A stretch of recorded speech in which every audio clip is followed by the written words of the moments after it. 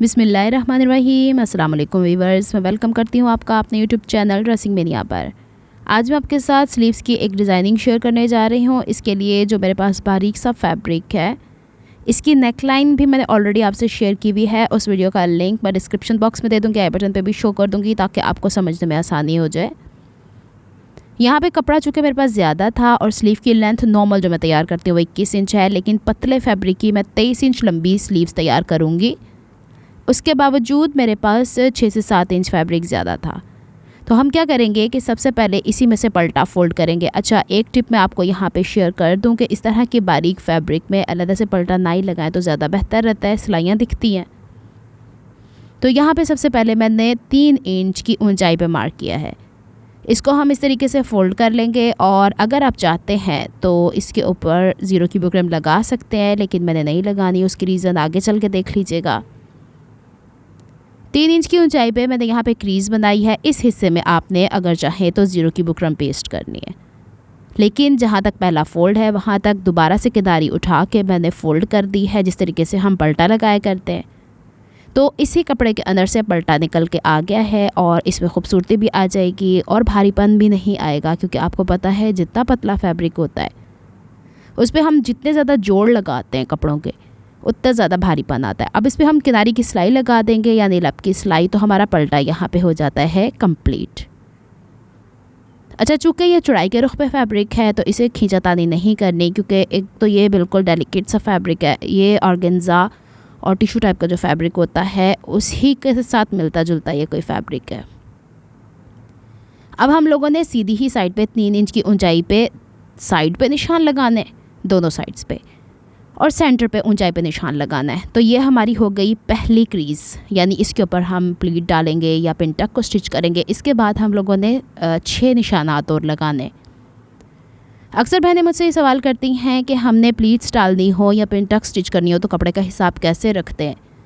तो एक चीज़ मैं आपको यहाँ पे वाज़े कर दूँ कि अगर तो आपने पिनटक्स उतनी ही बारीक जितनी बारीक मैं आपको दिखाती हूँ, तो अगर वो स्टिच करनी है तो 1 इंच में 6 से 7 पिनटक्स स्टिच हो जाती हैं। लेकिन अगर आपने प्लीट्स स्टिच करनी है तो प्लीट्स जितनी चौड़ाई की होती हैं, जैसे फ़र्ज़ करें जी आपको आधा इंच की प्लीट शो करनी है तो आपको 1 इंच फैब्रिक एक प्लीट के हिसाब से लेना पड़ेगा। तो आप उस हिसाब से देख लीजिएगा।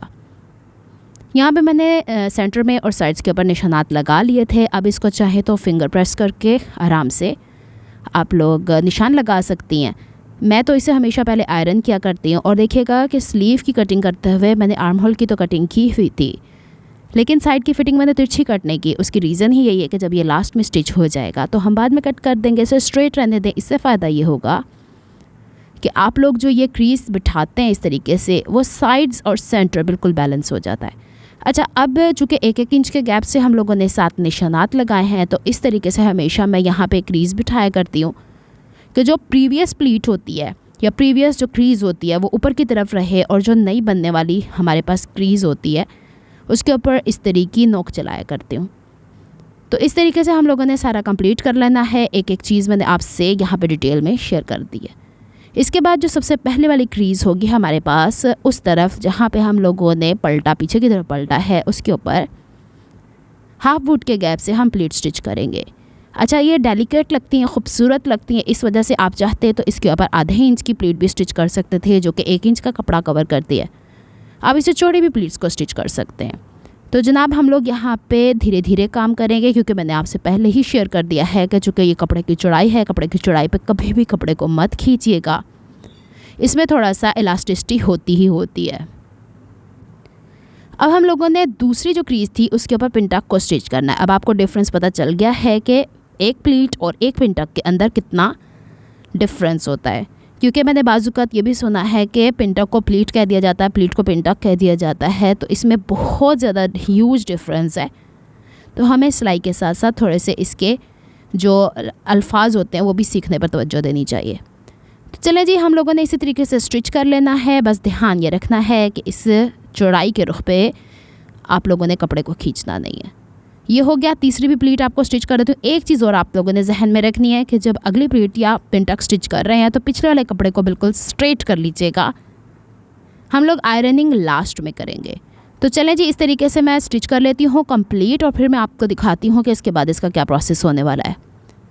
यहाँ पे टोटल 4 प्लीट्स और 3 पिन टक्स को स्टिच किया है और अब हम इसकी आयरनिंग इस तरीके से करेंगे कि इसकी डायरेक्शन बाजू के जहाँ पे पलटा हम लोगों ने लगाया है उसकी तरफ आए, यानी नीचे की तरफ। एक दफ़ा जो आप लोगों ने क्रीज बना ली यही लाइफ टाइम चलेगी, यानी जब तक आपकी कुर्ती चलेगी। अब ये वाली लेस चूँकि मैंने नेकलाइन पे भी इस्तेमाल की थी और पलटे के नीचे ज़ीरो की बुकरम ना लगाने का मकसद यही था कि 3 तहें तो कपड़े की ऑलरेडी हैं, तो मैंने क्या किया कि यहाँ पे बैक पे ग्लू लगाने के बाद 2 लेयर्स सेम लेस की वैसे ही लगाई हैं जैसे नेकलाइन पे, क्योंकि गला और बाजू वो जगह हैं जहाँ पे आप लोग अगर थोड़ा हैवी काम कर लेते हैं तो सपोर्ट कर लेता है, लेकिन अगर यही काम अगर मैं दामन पे करूँगी, ख़ासकर ये भारी वाली लेस लगा दूँगी तो वो झोल खाता फिरेगा।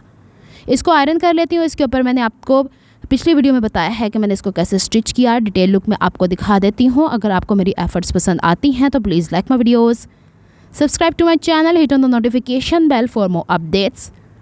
और अगर आप लोगों ने पिछली वीडियो नहीं देखी तो मैं यहाँ वाज़े कर दूँ कि इसके ब्लू वाले पोर्शन पे सेम धागे से, जो कि मशीन जो मेरे पास सिलाई मशीन है, टू एंड फ्रो मैंने टांका लगाया था और बखिया आगे बढ़ाती रही थी। यह है कंप्लीट लुक स्लीव्स की। उम्मीद करती हूँ आपको पसंद आई होगी। मिलती हूँ मैं नेक्स्ट वीडियो में किसी नए प्रोजेक्ट या आइडिया को लेके। अपना बहुत सारा ख्याल रखिएगा, मुझे तो हम याद रखिएगा और बताइएगा ज़रूरी डिज़ाइन कैसा लगा। अल्लाह हाफिज़।